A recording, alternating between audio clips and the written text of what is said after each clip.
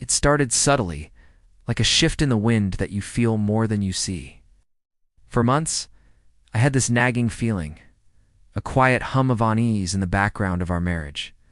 My wife Sarah and I had been together for over a decade. We were that couple, the one everyone said was rock solid. We finished each other's sentences, shared inside jokes that no one else got, and always knew how to comfort each other after a tough day. But then, something changed. The first thing I noticed was her phone. It used to be just another object in the house, left on the kitchen counter or the coffee table. Suddenly, it was an extension of her hand, always with her, always screen down. When I'd walk into the room, she'd quickly switch apps or lock the screen. She said it was just work emails or scrolling through social media, and I wanted to believe her. I told myself I was being paranoid, that every long-term relationship has its lulls. Then the late nights at work started. It's just a big project, she'd say, her voice tired over the phone. But when I'd ask about the project, the details were vague, glossed over.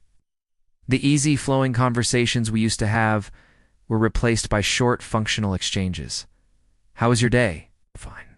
What do you want for dinner? Whatever. The warmth was gone, replaced by a polite, almost formal distance. It felt like I was living with a roommate, not the love of my life. I tried to bridge the gap. I planned date nights, suggested a weekend getaway, tried to initiate the deep talks that used to be our cornerstone. But she was always too busy, too tired, or just not there. Even when she was sitting right next to me on the couch, her mind seemed a million miles away. Her laughter, which used to be my favorite sound, became rare. And when she did laugh, it was usually at something on her phone. The loneliness was crushing, lying in bed at night with her back turned to me. The silence was deafening. I replayed everything in my head.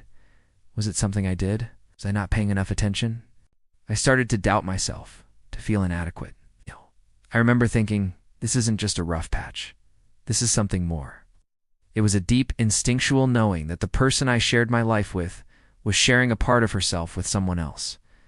The final reveal didn't come from a dramatic confrontation. It was almost mundane. One evening, she left her phone on the charger and went to take a shower. A message popped up on the screen. It wasn't the content of the message itself, but the name attached to it, a colleague she'd mentioned, was just a friend. But the string of heart emojis that followed his name told a different story.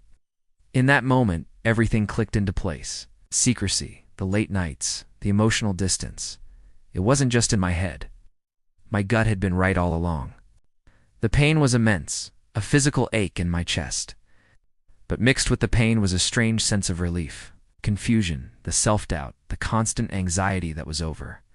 I finally had the truth, as devastating as it was. The signs were there all along.